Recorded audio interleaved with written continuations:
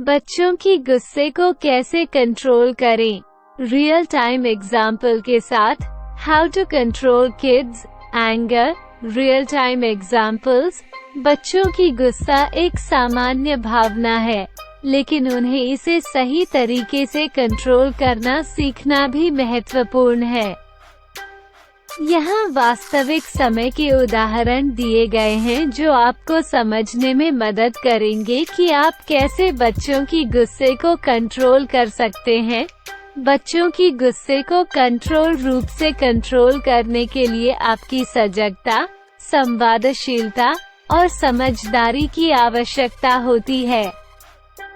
उपरोक्त उदाहरण से आप उन्हें सही मार्ग पर ले जाने में मदद कर सकते हैं और उन्हें सही तरीके से अपनी भावनाओं का संचार करने की कला सिखा सकते हैं। 1. व्यक्तिगत स्थिति पर समझाना। Explain on personal situation. उदाहरण, आपका बच्चा अपने खिलौने को एक दिन अचानक तोड़ देता है क्योंकि उसकी दोस्त उसके साथ नहीं खेलना चाहते हैं। आप उसके साथ बैठकर समझाएं कि उसकी भावनाओं को समझना और दूसरों के साथ सहयोग और समझ का पर्याप्त महत्व है। 2. स्थिति की परिप्रेक्ष्य में विचार करना। Think in perspective. उदाहरण, आपका बच्चा अपनी पसंदीदा टीवी शो को देखना चाहता है, लेकिन आप उसे उस समय टीवी नहीं देना चाहते हैं। जब वो गुस्से में होता है, तो आप उसे समझाते हैं कि समय के महत्व को समझकर सही निर्णय लेना क्यों महत्वपूर्ण है। 3. सहयोग और समझदारी के साथ समस्या का समाधान। Problem solving with cooperation and understanding. उदाहरण, आपका बच्चा अपने दोस्त से झगड़ता है और उसका मन खराब हो जाता है। आप उसे समझाते हैं कि समस्या का समाधान खुद से निकालने के लिए सहयोग और समझदारी का इस्तेमाल करना सही होता है। 4. आदरपूर्वक प्रेरित करना। Inspire respect. उदाहरण, आपका बच्चा स्कूल में किसी प्रोजेक्ट के लिए समृद्ध विचार नहीं ला सका और वो गुस्से में है। आप उसे समझाते हैं कि उसके प्रयासों की मान्यता करते हैं और आगे बढ़ने के लिए उसे प्रेरित करते हैं। 5. कंट्रोल उपाय सिखाना।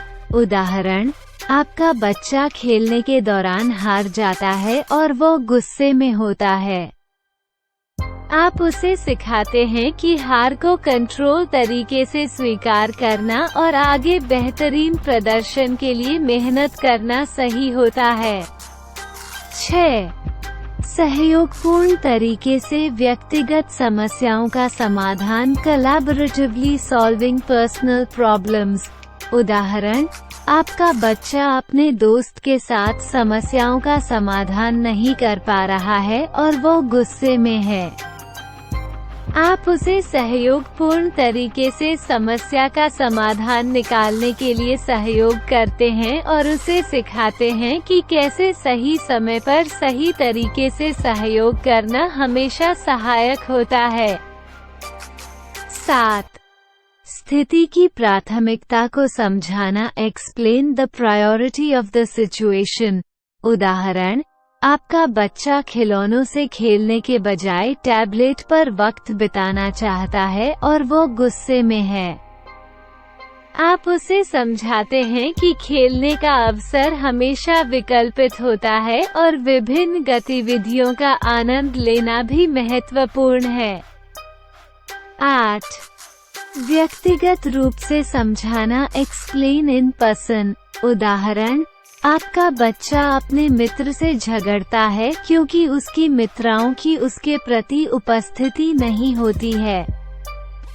आप उसे समझाते हैं कि व्यक्तिगत वाक्यों और संवाद की महत्वपूर्णता को समझने के बारे में और उसे सिखाते हैं कि कैसे वो व्यक्तिगत तरीके से अपनी बात कर सकता है।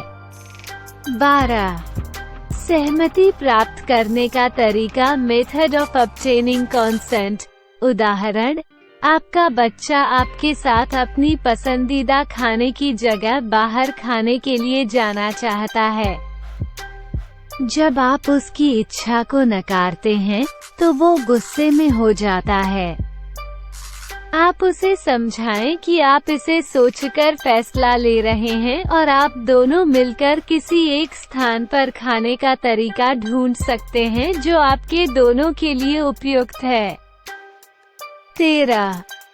समझदारी से विचार करना, थिंक विजिली।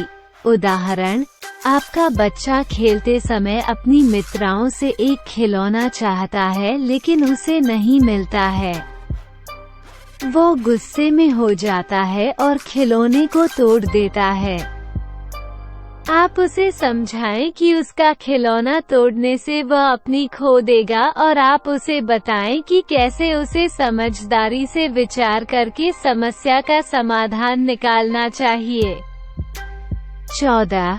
How to control. उदाहरण, आपका बच्चा खेलने के दौरान दिलचस्प गेम नहीं गेम पा रहा है और वो गुस्से में हो गया है। आप उसे कंट्रोल उपाय दिखाएं, जैसे कि वह एक नया गेम चुन सकता है, किसी और गेम में शामिल हो सकता है, या गेम के बारे में अधिक जानकारी प्राप्त कर सकता है। थैंक्स गाइस वीडियो को लास्ट तक देखने के लिए। 9. सहानुभूति दिखाना, शो सिंपैथी। उदाहरण, आपका बच्चा स्कूल में अपने एक मित्र के साथ उनके मजाक की वजह से रुका है और वह गुस्से में है। आप उसे समझाते हैं कि सहानुभूति दिखाने और दूसरों की भावनाओं को समझने की कला सीखना एक महत्वपूर्ण कौशल होता है। 10. स्वयं की नियमित अभ्यास की महत्वपूर्णता बताना, explain the importance of one's own regular practice. उदाहरण, आपका बच्चा अक्सर खेलने के दौरान हार जाता है और उसका मन खराब हो जाता है। आप उसे समझाते हैं कि स्वयं की प्रैक्टिस के माध्यम से उसकी कौशल में सुधार हो सकता है और वह आगे बढ़कर सफलता प्राप्त कर सकता है। 11. प्रतिस्पर्धा की भावना, कम्पेटिटिव स्पिरिट।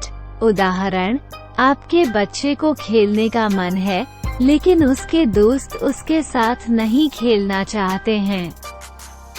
वो गुस्से में है क्योंकि उसे लगता है कि उसके दोस्त उसके साथ प्रतिस्पर्धा नहीं करना चाहते हैं। आप उसे समझाएं कि प्रतिस्पर्धा न करके भी वो मजा कर सकता है और अपने दोस्त के साथ सहयोगपूर्ण तरीके से गेम सकता है।